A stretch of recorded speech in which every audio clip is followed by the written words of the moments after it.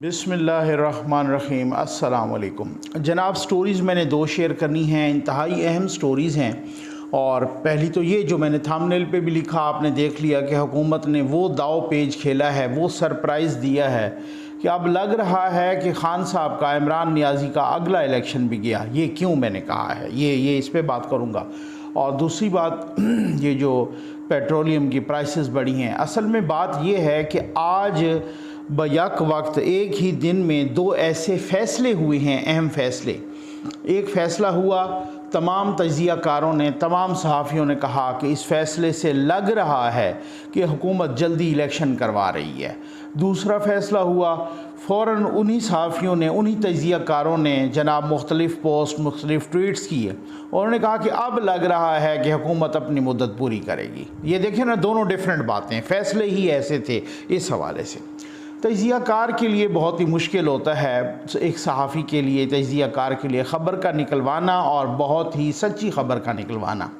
क्योंकि बाज़ औक़ात आपको कुछ अनासिर ऐसी ख़बरें दे रहे होते हैं कि वही आपके ज़रिए वही वाली ख़बरें चलवाना चाह रहे होते हैं। अब इसमें दो बातें होती हैं कि अगर तो आप जानबूझ के किसी के हाथ में खेल रहे हैं, कोई किसी एजेंडे का, प्रोपेगेंडे का हिस्सा बन रहे हैं, आप उनसे एका कर चुके हैं मुख्तलिफ़ अनासिर से, चाहे वो सियासी अनासिर हों, चाहे वो गैर सियासी अनासिर हों, तो फिर तो वो ठीक है, फिर आपके लिए बड़ा आसान होता है। आपको पता होता है कि ख़बर झूठी है या ख़बर ऐसी नहीं है, लेकिन उसके बावजूद भी आप चला रहे होते हैं, आप उसी तरह से बात कर रहे होते हैं, क्योंकि आपके मफादात उनसे मुख्तलिफ़ हवालों से रिलेटेड होते हैं। लेकिन अगर आपके कोई मफादात नहीं होते, आप किसी एजेंडे या प्रोपेगेंडे का हिस्सा नहीं होते, तो फिर उस सूरत में आपके लिए बड़ी मुश्किल होती है कि यार ये कैसे, अगर आप एज़ इट इज़ ख़बर वही बता देते हैं या चला देते हैं, तो वो उसमें ना बड़ी मुश्किलात आती हैं। फिर ख़बर बाउंस बैक हो जाती है या किसी भी हवाले से वो ठीक नहीं, उसको परखना, वो आपके तजर्बे, आपके नॉलेज, आपके इल्म, आपकी सारी चीज़ों को ना वो आप इकट्ठा करते हैं। तो इस हवाले से मैं एक सिंपल सी मिसाल देता हूँ। काफ़ी अर्सा पहले मैंने एक किसी गैर सियासी फ़िगर से ये बात की, बल्कि मैंने शिकवा किया। मैंने कहा जी फ़लाँ ख़बर से मुताल्लिक़ आपने ये बात की थी, मुझे बताई थी, लेकिन फिर उसके उलट हो गया। तो आगे से मुझे ये जवाब मिला मजाक में कि देखें नकवी साहब, अगर वही सारी चीज़ें हम उसी तरह ही बताने लग जाएं तो फिर ये तो डेफिनेटली हमारी ड्यूटी के ख़िलाफ़ हुआ ना। तो इन चीज़ों से इंसान बाज़ औक़ात ना ये चीज़ें क्लिक करती हैं कि हर बंदा, हर अनासिर, चाहे वो सियासी हो चाहे वो गैर सियासी हो, वो आपको ठीक नहीं बताता, उसी तरह से नहीं बताता कि जिस तरह से वो चीज़ होती है। तो बहरहाल बहुत समझ गए होंगे आप। तो इस हवाले से सियासी लोगों से, गैर सियासी लोगों से, उनसे जो ख़बर का मंबा होते हैं, उनसे ख़बर निकलवाना भी एक टेक्निक है, वो भी। और फिर डिफरेंट सोर्सेज से जब आप उनको टैली करते हैं तो वो भी हो। मेरी आदत है, मैं डिफरेंट सोर्सेज से टैली करता हूँ। खैर, आ जाए जनाब, पहला ये फ़ैसला कि पेट्रोलियम मसनूआत की कीमतें बढ़ गईं और पेट्रोल पर यकदम 30 रुपए का इजाफ़ा हो गया। अब कल से आपको पेट्रोल का 1 लीटर, यानी आज से, फ्राइडे से, 1 लीटर पेट्रोल का तकरीबन को 180 रुपए या इससे भी शायद हो सकता है वो पंप तक पहुंचने में ज़्यादा हो। इस है। दूसरा, मैंने जो थंबनेल पे लगाई ख़बर यही कि ये कौन सा दाव पेज खेला है कि इमरान नियाज़ी बिल्कुल धड़ाम से गिर गया है और वो जनाब लग यूँ रहा है कि अब इमरान नियाज़ी का अगला इलेक्शन भी गया। ये मैं आपको बताऊँगा, आपको मैं काफ़ी इसका ना एनालाइज़ करके बताऊँगा। पहले आ जाए पेट्रोलियम मसनूआत कीमतों पे। मुझे बहुत सारे लोग मैसेजेस कर रहे हैं कि देखें जी नकवी साहब, आप कहते थे हुकूमत पे तनकीद करते हैं और आप बहुत अच्छी वीडियो करते हैं, और आप जनाब ये कहते हैं गरीब आदमी पे पेट्रोलियम बम गिर गया, आप इस पे बात नहीं कर रहे। सर, मैं बिल्कुल बात कर रहा हूँ। आप न भी कहते तो मैं तब भी इस पे बात करता, और इंशाअल्लाह अपनी कोई आदत नहीं है किसी का कोई, लेकिन कुछ फैक्ट्स एंड फिगर आपके सामने रखने हैं। पहली बात यह है कि पेट्रोलियम मसनूआत की कीमतें बढ़ी, इससे महंगाई बढ़ेगी। जी बिल्कुल बढ़ेगी, ठीक है। इससे महंगाई भी बढ़ेगी, महंगाई का एक नया तूफ़ान आएगा, ठीक। अच्छा, कल से ही माशाअल्लाह हम ऐसे लोग हैं, हम ऐसे पाकिस्तानी हैं, हम ऐसे मुसलमान हैं कि वो आइटम्स जो ऑलरेडी पड़े होंगे दुकानों पर, उनको भी महंगा करके बेचा जाएगा, क्योंकि कहेंगे देखें जी ये तो अभी आए हैं तो वो किराया हमें इसका इजाफी पड़ा है, पेट्रोल महंगा हो गया है। ये नहीं पता कि वो 1 महीना पहले की हमने होर्डिंग की हुई थी, ठीक है ना, हमने वो ज़ख़ीरा अंदोज़ी की हुई थी उन आइटम्स की, और वो आइटम्स तो हमारे पास पहले मौजूद थे, वो चीज़ें तो पहले मौजूद थी। जिस तरह आज पूरे मुल्क में देखा कि जब ये ऐलान हो गया तो तब ये 12 बजे तक, रात के 12 बजे तक तकरीबन पेट्रोल पंप्स पर पेट्रोल नहीं मिल रहा था, वो शार्ट हो गया। उसकी वजह यह है कि उन्होंने कहा अगर अब हम बेचेंगे तो ये यकदम 1 लीटर पे जब 30 रुपए बढ़ गए हैं तो फिर हम इस पे तो हमने करोड़ों कमाने हैं, लाखों कमाने हैं, ठीक है ना, और लोगों ने कमाए भी सही।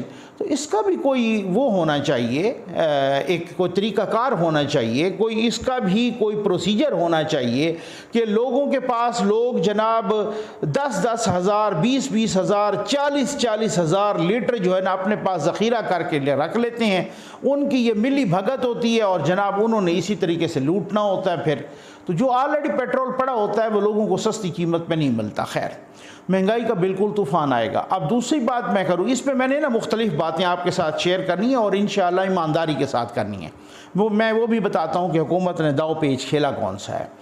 बात यह है कि दूसरी बात यह है कि अब हुकूमत को चाहिए कि फ़ौरी तौर से मुराद जितना जल्दी मुमकिन हो सके जो बेसिक फूड आइटम्स हैं, आटा हो गया, चीनी हो गई, घी हो गया, दालें हो गई, इसी तरीके से गोश्त हो गई, सब्ज़ी, फ्रूट, ये सारी चीज़ें, ये बेसिक चीज़ें हैं ना जो गरीब के किचन में होती हैं, जिनके बग़ैर गुजारा नहीं होता, उनको हर सूरत में वो सस्ता करें और उनको यानी कि एक दूसरे तरीके से गरीब को वो रिलीफ प्रोवाइड करें। ये बहुत ज़रूरी है। इसके साथ साथ अभी बजट आ रहा है, 10 जून को उन्होंने अनाउंस किया हुआ है। बहुत अच्छा बजट दें। तहरीक इंसाफ ने पहले 2 बजट में तो 1% भी किसी का नहीं बढ़ाया तनख्वाहों में, फिर उसके बाद तीसरे बजट में उन्होंने 10% बढ़ाया, यानी महंगाई कितने परसेंट बढ़ गई पता नहीं, और उसके बाद उन्होंने 10% बढ़ाया।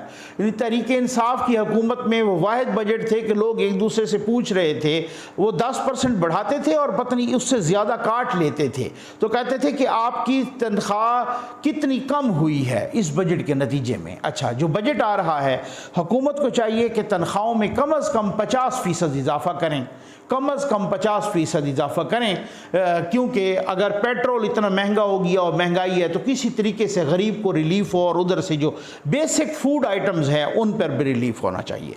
अच्छा, अब आ जाएं इस पर।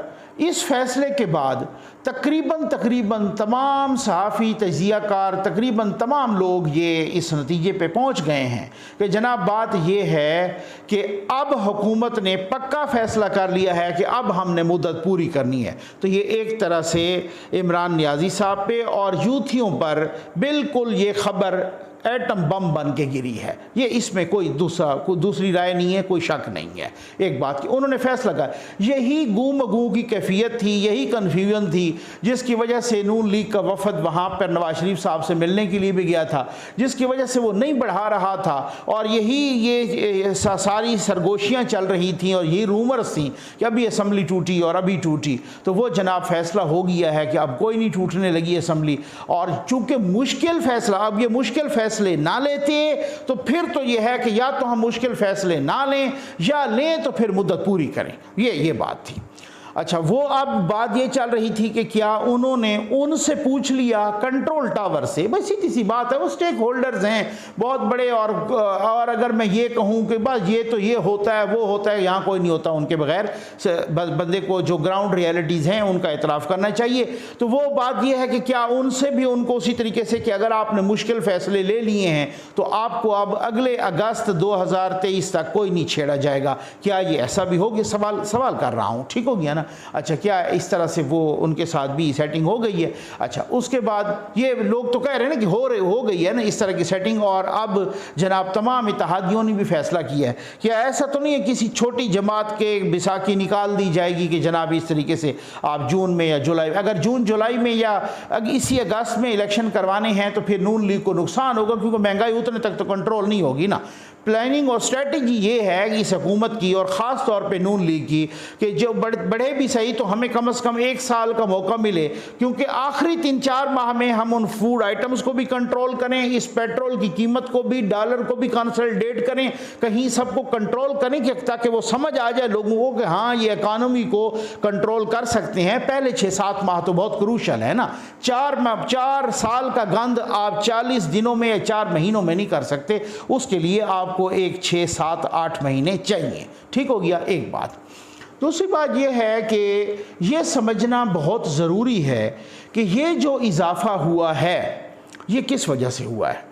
भाई ये जो इजाफ़ा हुआ है ना, ये इजाफ़ा असल में इमरान नियाज़ी साहब के उस मुआहदे की वजह से हुआ है कि जो मुआहदा, सख्त मुआहदा IMF के साथ इमरान नियाज़ी साहब ने किया था। अगर किसी को इसमें कोई शक हो तो वो मुआहदा देख सकता है। वो मुआहदा अभी ये कल की बात है कि एक आपने देखा होगा सोशल मीडिया पर एक पोस्ट, एक डॉक्यूमेंट जो है ना वो कर रहा था सर्कुलेट, और वो IMF का डॉक्यूमेंट था और उसमें वाज़े तौर पे लिखा था कि चूंकि पिछली हुकूमत ने जिस तरीके से हमारे साथ उस किया था उसको मिनवान तस्लीम करना पड़ा। अब ये नहीं होता, आप तो कह रहे हैं ना कि जनाब ये हुकूमत और वो हुकूमत, वो पाकिस्तान को कंसिडर करते हैं, कहते हैं जनाब आपकी हुकूमत ने, पिछली हुकूमत ने हमारे साथ ये मुआहदा किया था, लिहाजा इस मुआहदे का एहतराम करना पड़ेगा। अब आप अगर एहतराम करेंगे तो तब तो है आपको अगली किस्त मिलेगी, अगर नहीं करेंगे तो ठीक है ना करें। फिर उसके बाद सऊदीया की तरफ देखा गया, चाइना की तरफ, UAE की तरफ, तो उन्होंने भी यही कहा कि आप पहले IMF के डिसिप्लिन में आएँ फिर हम इमदाद भी देंगे, क्योंकि उसके डिसिप्लिन में आए ना, क्योंकि हम बहुत ही इनडिसिप्लिन कौम है ना। अब इमरान नियाज़ी साहब ने क्या किया, ये कीमतें इमरान नियाज़ी साहब ने ही बढ़ानी थी क्योंकि उन्होंने मुआहदा किया था, उनकी हुकूमत ने किया, वो मुकर नहीं रहे, वो मुआहदा भी उन्होंने किया था। ठीक हो गया। अच्छा, वो सबको पता है, वो मुआहदा दिखा चुके हैं मिफ्ता इस्माइल साहब भी, और सारा कुछ ये मुआहदा इमरान नियाज़ी साहब की हुकूमत ने किया। अच्छा, अब जब उनकी हुकूमत ने किया तो उन्होंने बढ़ाना था। अब इमरान साहब ने ये किया, इमरान खान साहब ने, कि उन्होंने जनाब जब ये गड़बड़ हुई ना, उन्होंने कहा मैं पेट्रोल की कीमत नहीं बढ़ाऊंगा। इससे IMF नाराज़ हो गया। उसने कहा कि ये मुआहदा हमसे करके कि पेट्रोल की कीमत नहीं बढ़ाऊंगा, ये कौन सी बात है पेट्रोल की कीमत। इमरान नियाज़ी साहब ने कहा, अपनी सियासी वो चाल चली ना कि जी मैं नहीं बढ़ाऊंगा इस तरीके से, क्योंकि कल को आए तो फिर उसके बाद जनाब हमें बढ़ानी पड़े। अब पता चला कि जब वो साहब गए हैं और नई हुकूमत आई है तो उन्होंने बिल भी नहीं क्लियर किए थे, अप्रैल वाले भी और उससे या गालिबन पहले वाले भी, वो भी इस हुकूमत को क्लियर करने पड़े कि जितना कुछ, यानी कि पेट्रोल की कीमत नहीं बढ़ी ना, तो उसके लिए तो कहीं से कोई फंड भी तो आना था ना। उधर से तो बढ़ रही थी आलमी मंडी में, तो कहीं से पेट्रोल की कीमत यहाँ नहीं बढ़ी, तो फिर तो मुआहदे के तहत तो कहीं से तो कोई फंड भी आता को सब्सिडी के लिए, वो कोई फंड उन्होंने एलोकेट नहीं किए थे और नहीं रखे थे, तो इस वजह से वो फिर जो है ना ये सारी चीज़ें मैं देख रहा था मुसलसल ट्विटर पर भी, मैं मुख्तलिफ़ जगहों में देख रहा था। मैंने कहा यार मुझे आज कोई यूथिया नज़र नहीं आया कि जो ये कह रहा हो कि इंडिया में पेट्रोल की कीमत अब भी पाकिस्तान से ज़्यादा है। वो इंडियन रुपए को ना करते थे कैलकुलेट पाकिस्तानी रुपयों में, वो आज भी 200 से ज़्यादा है वो वहाँ पर इंडिया में। अच्छा, वो अमेरिका में देखो जनाब उसमें भी ज़्यादा है, फ़लाँ कंट्री पेट्रोल प्रोड्यूस करता है उसमें भी ज़्यादा है, ये भी उसमें भी ज़्यादा है। और यूथ ये पेट्रोल पंपों पे जा के पेट्रोल पंपों की तस्वीरें और वीडियो बनाते थे और हमें भेजते थे, ये देखें जनाब पेट्रोल की कीमत इधर इससे भी ज़्यादा। अब किसी यूथिये ने वो तस्वीर नहीं बनाई, वो वीडियो नहीं बनाई, हालांकि इंडिया में पेट्रोल की प्राइस जो है वो पाकिस्तान की निस्बत आज भी ज़्यादा है, लेकिन मैं इस चीज़ का कायल नहीं हूँ। अच्छा, दूसरी बात यह है कि किसी यूथिये ने यह नहीं लिखा, यहाँ पर ये किसी नून लीग ने या पीपल्स पार्टी ने इन्होंने भी नहीं लिखा कि जनाब हमें ओगरा ने तो कहा था कि आप 50 रुपये बढ़ा दो और हमने एहसान किया है कौम पर, हम 30 रुपये। वो शहबाज गाली आ जाता था ना, वो बताता था कि इंडिया में अब भी ज़्यादा है। साथ वो ये भी बताता था कि ओगरा ने तो कहा था 20 रुपये बढ़ाओ, आपके कप्तान ने 10 रुपये बढ़ाए हैं, तो इस तरीके से एहसान किया है। तो इस तरीके से क्या चालाकियाँ करते थे वो, किस तरीके से वो चालाकियाँ करते थे और किस तरीके से कौम यूथ को चूना लगाते थे। तो ये मेरे भाई आपका ही है, वो बिल्कुल ठीक है कि पेट्रोल की प्राइस पर 30 रुपये बढ़ गए हैं फी लीटर पे, और ये वही 30 रुपये हैं जो इमरान नियाज़ी ने मुआहदा किया था। जो इमरान नियाज़ी के ये जो आफ्टर शॉक्स हैं वो हम भुगत रहे हैं। अलबत्ता ये जो फैसला किया गया है अब नज़ला गिरेगा इस हुकूमत पे, लेकिन इसको चाहिए कि दूसरे तरीके से आवाम को ज़रूर रिलीफ प्रोवाइड करे। तो ये वो फैसला था जिसकी बुनियाद पे ये कहा गया कि जी बिल्कुल हुकूमत जो है ना अब पक्की है इसके अब, और वाकई फ़िलहाल यही है कि फ़िलहाल पक्की है। इसमें जो इमरान नियाज़ी साहब अपनी फेस सेविंग के लिए कह गया है कि जी मैं 6 दिन के बाद फिर आऊँगा 20 लाख लेके, अभी तो 20,000 भी नहीं ला सका वो फिर कर, अब आप डिठाई का अंदाज़ा करें, वो करें मैं फिर 20 लाख लाऊँगा। मेरा ख्याल है पता नहीं या तो वो 2000 को 20 लाख समझते हैं या वो 20,000 को 20 लाख समझते हैं, तो मुझे नहीं पता। वो फिर कह गए हैं और अब भी लोग समझ रहे हैं कि आना जाना उन्होंने कोई नहीं है, ही कौम यूथ को चूना लगा गए और इतना आसान होता ही कोई नहीं है। इस दफ़ा वो कुट पड़ेगी उनको, वो उन्होंने अगर आना हुआ, और वो देख लेना कि किस तरीके से अगर वो उन्होंने अपनी ज़िद पूरी भी की तो फिर आप देखना कि राना सनाउल्लाह उनकी हड्डियाँ तोड़ता कैसे है। अब ये भी अब बहुत सारे मुकदमात भी बन गए हैं ना, यहाँ भी बन गए और बहुत सारी जगहों पर बन गए हैं, और वो मैं उस पर नेक्स्ट वीडियो में भी बात करूँगा। अच्छा, अब बात ये है कि आज कौमी असम्बली में खिताब करते हुए वज़ीर-ए-आज़म पाकिस्तान जनाब शहबाज शरीफ साहब ने भी बहुत अहम बात की। वो बात क्या की उसको भी आप ज़रा थोड़ा सा सुन लें, फिर उसके बाद मैं उस पे आता हूँ कि खान साहब के ख़िलाफ़ कौन सा दाव पेज खेल गई है हुकूमत और कौन सा सरप्राइज़ दिया है कि खान साहब अगला इलेक्शन भी हार जाएंगे और वो भी उनके हाथ से निकल गया है। वो मैं आपके साथ डिस्कस करता हूँ, लेकिन पहले आप ये ज़रूर देख लें कि वज़ीर-ए-आज़म पाकिस्तान क्या कहे। जनाब स्पीकर, मैं ये बात वाज़ेह कर देना चाहता हूँ इस जत्थे के सरबराह को कि तुम्हारी डिक्टेशन नहीं चलेगी, ये हाउस खुद फैसला करेगा। हमें शफाफ इलेक्शन कराने हैं, कब कराने हैं ये ऐवान फैसला करेगा, ये ऐवान फैसला करेगा। और जब तक ये कोलिशन गवर्नमेंट चाहेगी हम दिन रात मेहनत करके मसाइल को हल करेंगे। इस हुकूमत की जो मियाद 1 साल 2 महीने है, इमरान खान नियाज़ी किसी भूल में न रहना। हम बातचीत के दरवाजे खुले हैं, बातचीत करना ये सियासतदानों का सबसे आला ज़र्फ होता है, सबसे शानदार टूल होता है, हथियार होता है। बातचीत के लिए दरवाजे खुले हैं। मैं कमेटी बना सकता हूं, लेकिन अगर तुम्हारा ख्याल है कि तुम हमें मरूब कर लोगे, ब्लैकमेल कर लोगे, डिक्टेशन दोगे, तो अपने घर में दो, इस ऐवान को मत दो ये डिक्टेशन।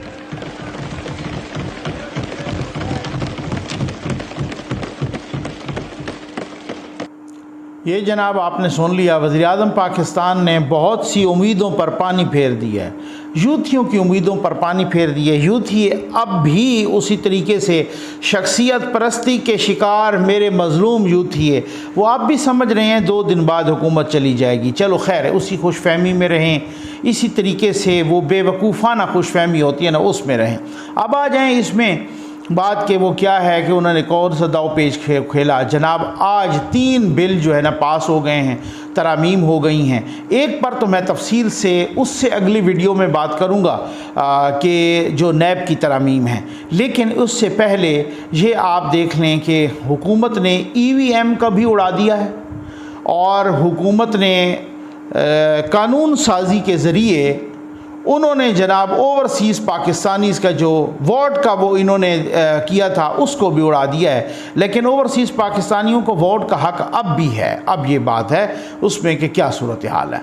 EVM को उड़ाया है क्योंकि आपको पता है कि बहुत सारे मुल्क उस जिसमें यूरोप के एडवांस कंट्रीज़ भी शामिल हैं, उनमें EVM फेल हो चुका था।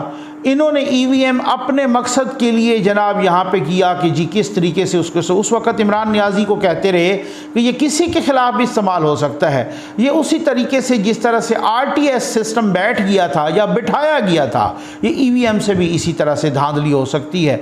बहुत सारे लोगों ने इसको तफसील के साथ, जिसमें तलत हुसैन साहब ने भी एक वीडियो की थी, उसमें उन्होंने IT एक्सपर्ट्स को EVM इलेक्ट्रॉनिक वोटिंग मशीन्स को जिन्होंने हैंडल किया हुआ था, डील किया हुआ था, उन एक्सपर्ट्स को भी बुलाया और बताया कि जनाब किस तरीके से EVM से धांधली हो सकती है, किस तरीके से यूरोप के बहुत सारे कंट्रीज़ ने EVM को इस बुनियाद पर बंद किया है कि इससे रिगिंग के चांसेस होते हैं, इससे बहुत गलत वोट भी पड़ सकते हैं। तो उन्होंने EVM को भी उड़ा दिया। ये बहुत अच्छा फ़ैसला है मेरा ख्याल है और ये बहुत ही ज़बरदस्त किस्म की कानून साजी है।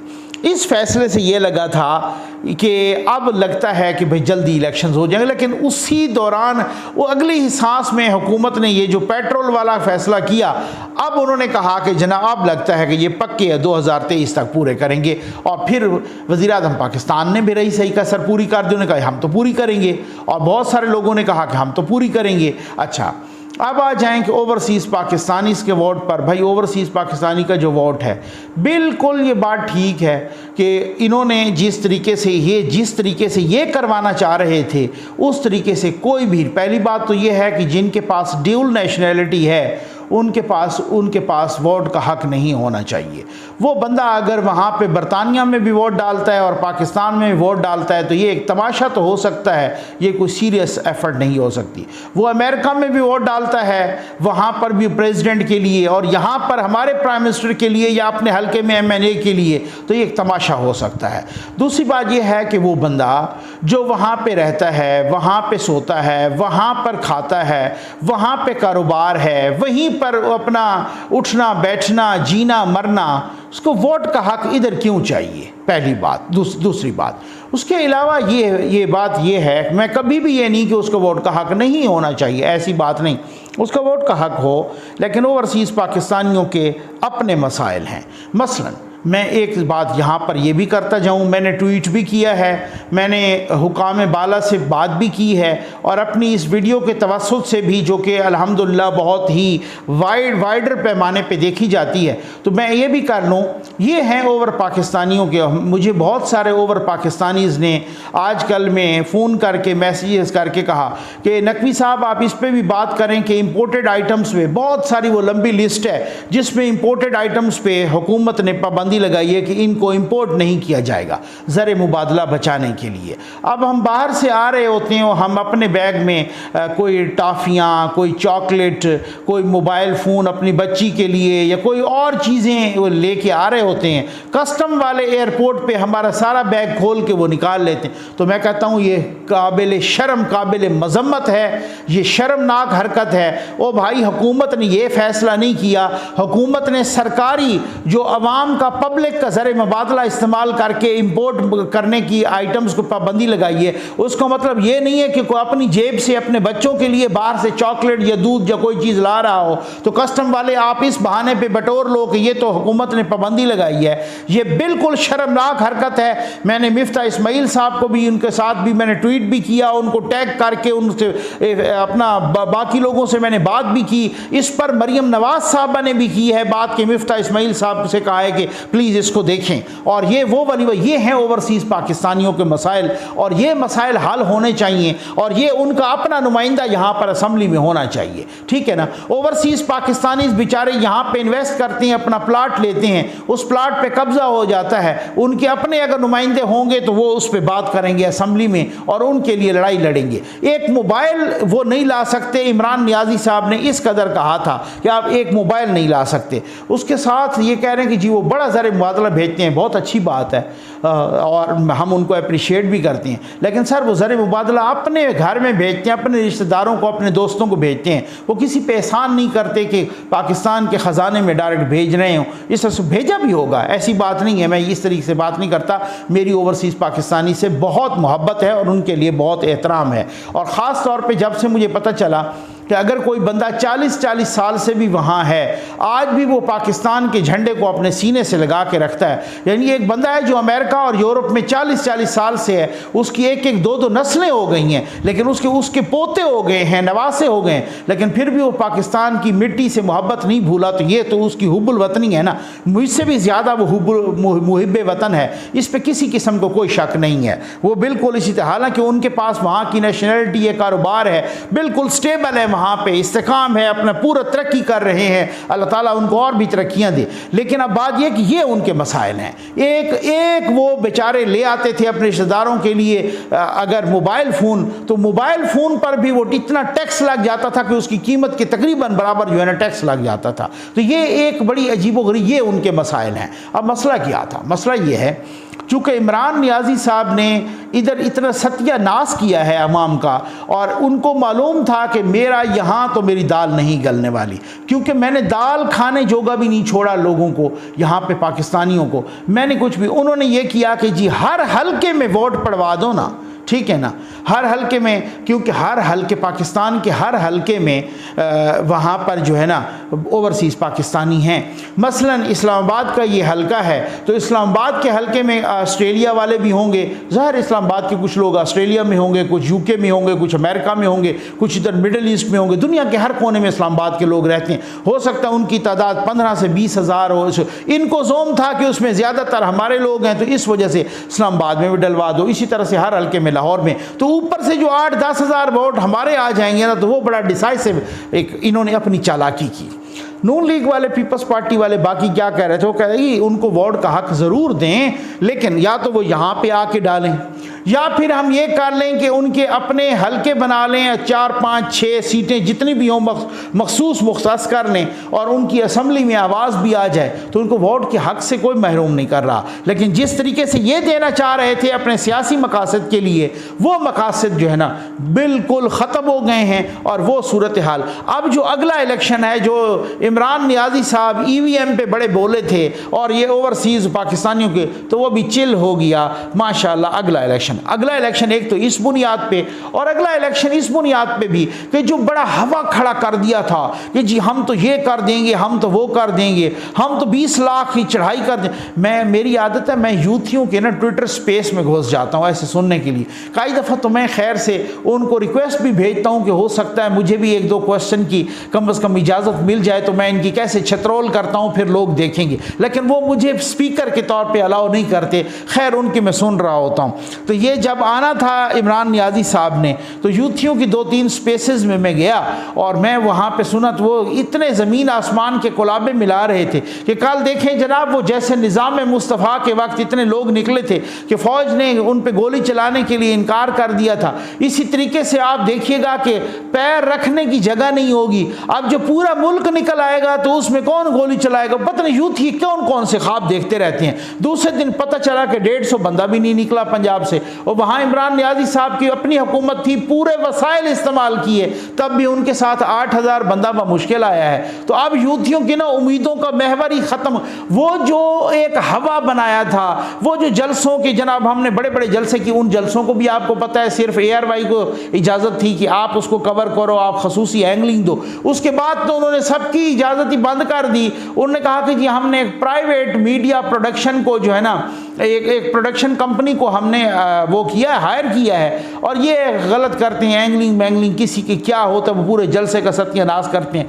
बात यह है कि उसके ज़रिए फिर ये करते थे एडिटिंग करके, फिर उसके बाद जनाब यहाँ पर ये सूरत हाल, ये आगे उसकी लीड देते थे और सारे उसको दिखाते थे। तो वो जलसे, अब उससे भी पता चला कि नवाज शरीफ साहब ने इसी वजह से कहा था कि फौरी तौर पर कराओ इलेक्शन, इनको भी पता चल जाए। उसकी वजह उनको पता चल गया। इनको IB वालों ने रिपोर्ट दी हुकूमत को, भाई सिर्फ कोई लाहौर के जलसे में 20-22 हज़ार लोग थे, बाकी तो सब में 15,000 से ऊपर गए ही नहीं है, और उनकी रिपोर्ट बड़ी एक्यूरेट होती है। और वो जलसों का भी सत्यानाश किया, वो जो एक बना हुआ था एक इमेज, और साथ या झूठा था या सच्चा, जिस तरीके से भी, और साथ ये कि वो हम तो ये कर देंगे और हमको पता नहीं तबाह बर्बाद कर दें, उसी तरह से इस्लामाबाद को जला के चले गए हैं। और नियाज़ी साहब ने जब वहाँ भी रब्ता किया रोते हुए, तो वहाँ से पता भाई तुम्हारे पास नंबर ही कोई नहीं है, नंबर तो है नहीं, तादाद तो निकाल नहीं सके, तो लिहाजा जल्दी चलते बनो यहाँ से, ठीक है ना। और उधर से मैंने खुद कहा था पूरी जिम्मेदारी के साथ कि PTI के दोस्तों ने बताया है, भाई वहाँ से बड़े घर से,